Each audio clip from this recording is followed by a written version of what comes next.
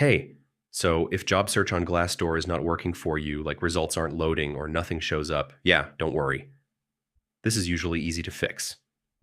In this quick guide, I'll show you step by step how to solve it. First thing, refresh the page and try your search again. Sometimes it's just a temporary glitch in the system. Next, check what you typed. So, if your keywords are too specific or misspelled, Glassdoor might show no results. All right?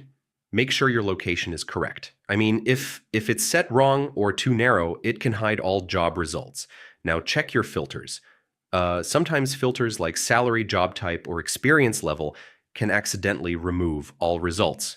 If it still doesn't work, open Glassdoor in incognito mode. So this removes cached data and extension conflicts. Next, disable browser extensions like ad blockers. They can sometimes block job listings from loading properly.